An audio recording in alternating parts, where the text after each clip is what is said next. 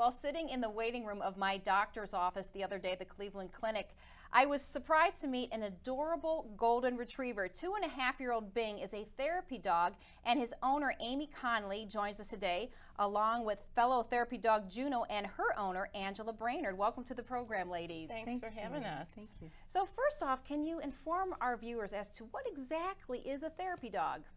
Therapy dog is a dog that goes with its owner or handler, and we're the owners, to hospitals, nursing homes, schools, libraries, and gives comfort and affection to patients that might be waiting, for their doctor visit.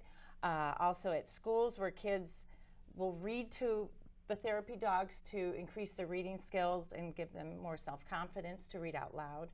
And they're just around to comfort and cheer people up and decrease stress and a lot of other good things. Do you experience that when you're taking the dog to a hospital or working with kids? Do you see that actually occur? Yeah, I see a calmness. People are so happy when they see the dog. They're just, that made their day. They're very happy. It decreases blood pressure. It just calms the nerves. So there's a shift in energy of the patient Yes. or the person you're working with. Yes. Amy, how did you get involved with this type of work? Well, I had another golden retriever, Nugget, and he was so calm. His temperament was perfect. He loved all dogs. He loved all people.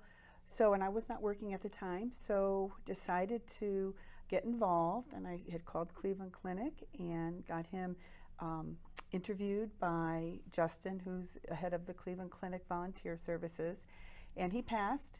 But I decided I also wanted to go one step further and had him certified with Therapy Dogs International. A local facility had required, because I never heard of TDI, but a local facility I wanted to take him to that was close to home had required a TDI certification. So I went ahead and took him there and had him, he passed with flying colors right away, and so I was able to visit even more places that he was certified. What about you, Angela? How did you get into this volunteer? I was and am currently still volunteering with therapy horses. So I had, at the time, just Juno, our one dog, and I thought, well, my dog can be a therapy dog, because as well, I was at a visit at a family health center, saw a dog with its owner, and approached them and realized it was a canine greeter for the Cleveland Clinic. So, and at that time, I thought my dog could do the same.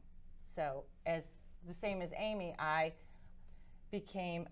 Juno became a canine greeter for Cleveland Clinic, and I took it a step further and contacted Therapy Dogs International so she could also visit libraries and schools and things like that. Now, doing this type of work, you're going into the hospitals. I know, Amy, you told me the other day that you visit with chemo patients. Mm-hmm. How does that affect you, constantly being around people that are maybe not feeling too good? I just thank God every day in my life for where I'm at compared to some other people. It just makes you feel so much more humble, mm-hmm. and volunteering like we do has been the best job I've ever had in the 40 years I've worked. Yeah, you get so much more back. We do give a lot with the dogs and everything, but we get just as much back. Mm-hmm. Now, can all dogs do this? If someone at home has a dog that they think is kind of friendly, what are the qualities? They have to have a good temperament. Mm-hmm. They cannot jump. One of the things that Justin would look for when he's looking at dogs to be at the clinic, their tail can't go under. They have to, because that's a sign that they're afraid or timid. Another thing at TDI, they drop a aluminum can down or something to see how the dog reacts, because there's a lot of times in the hospital settings, there will be noises and things, and that was one of, right? Yeah, you want them to be calm, you want them to be friendly, not afraid around large crowds.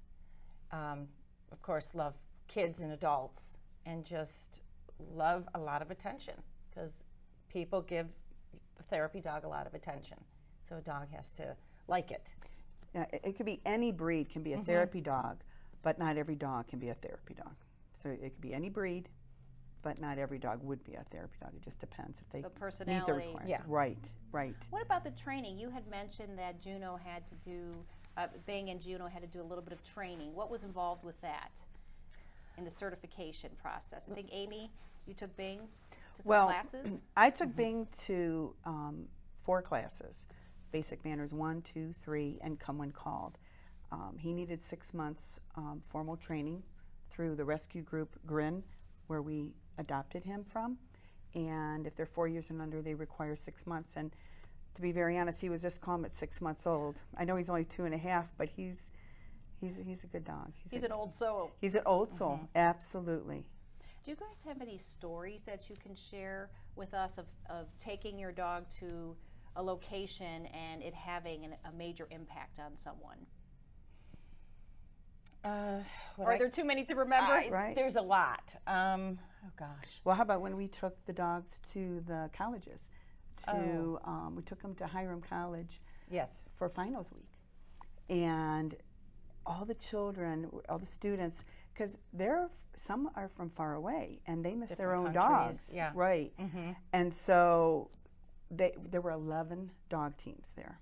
And they were just so, you could just see their faces light up the second you walk in. Yeah. Because These are college students, so they're not 10 years old. Right.